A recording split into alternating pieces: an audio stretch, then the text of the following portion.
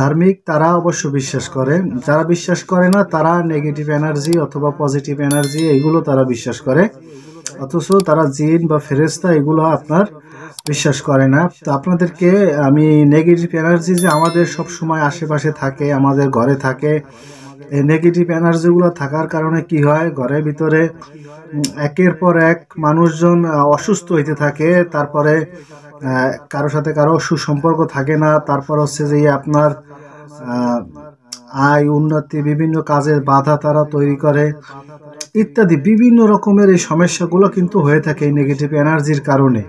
এই নেগেটিভ এনার্জির কারণে আপনার বিভিন্নভাবে এগুলো সরানোর জন্য আছে।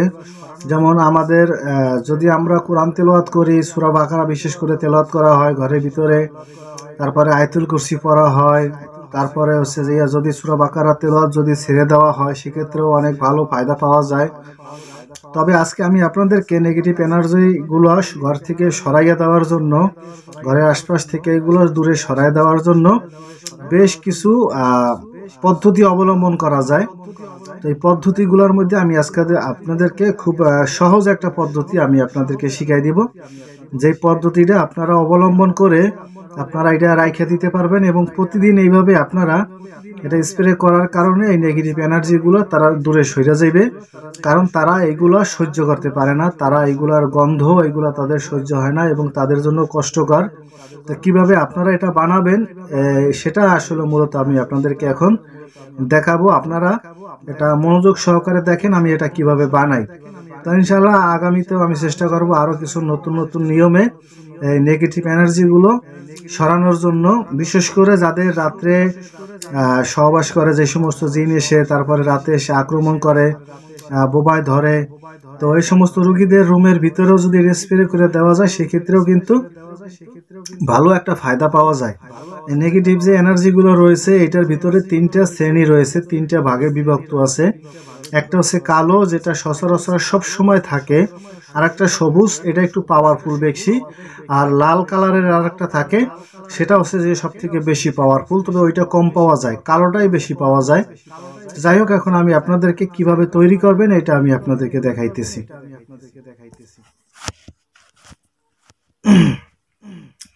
সর্বপ্রথম আপনারা যেটা করবেন, একটা লেবু নেবেন।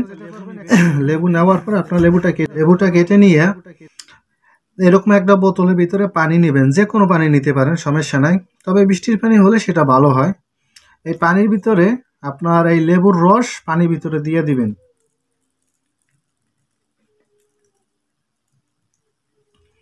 আমাদের লেবুর রস দেওয়া শেষ। এবারে যেটা দিব সেটা হচ্ছে যে আপনার এটা হচ্ছে যে কর্পূর। কর্পূর আশা করি সকলে চিনেন। কর্পূরটা আমরা দিয়ে নেব পানির ভিতরে।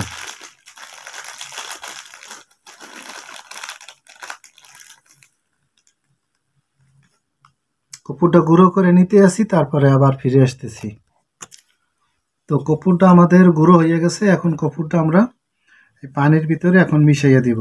কর্পূরটা গুঁড়ো হয়ে গেছে সম্পূর্ণ, আমরা এখন পানির ভিতরে কর্পূরটা দিয়ে দিব।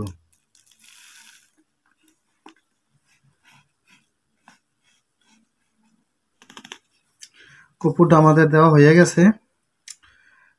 তারপরে লেবু দিলাম, কর্পূর দিলাম, তারপর হচ্ছে এই যে লবণ, বেশি পরিমাণে লবণ দিতে হইবে এটার ভিতরে।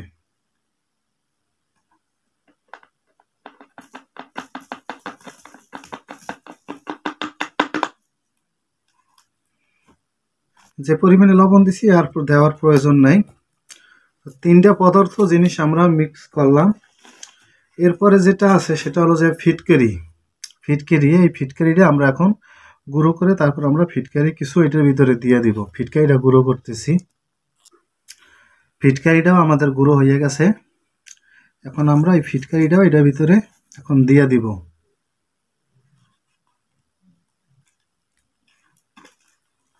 আপাতত যে কয়টা দেওয়া লাগে দিছি। এছাড়াও আরও অনেকগুলো টেকনিক আছে, আমি সময় পাইলে আপনাদেরকে একটা একটা করে ইনশাল্লাহ শিখাই দিব। আপাতত আজকে এই 4টা উপাদান, লেবুর রস, কর্পূর, তারপর হচ্ছে ফিটকিরি, তারপরে লবণ, 4টা জিনিস দিয়ে আজকে আমি নেগেটিভ এনার্জিগুলো দূর করার জন্য একটা মেডিসিন তৈরি করলাম।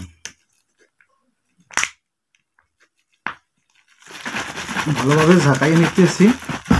আমরা স্প্রেটা এইভাবে ঠিক এইভাবে করে আমরা ব্যবহার করব ঘরের ভিতরে। এইভাবে বিভিন্ন জায়গায় এইভাবে আমরা স্প্রে করে দিব।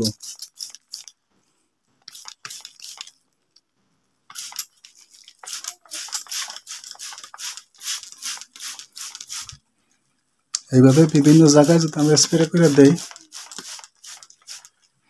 তাহলে আর ইনশাআল্লাহ ঘরের ভিতরে কোনো নেগেটিভ এনার্জি আর থাকবে না। এটা ইচ্ছা করলে আমরা দেখা যায় কোরআনের কোনো আয়াত তেলাওয়াত করে, কোনো সূরা তেলাওয়াত করে, এগুলো কিন্তু পানি পড়াটা বাথরুমে টয়লেটে দেওয়া যায় না।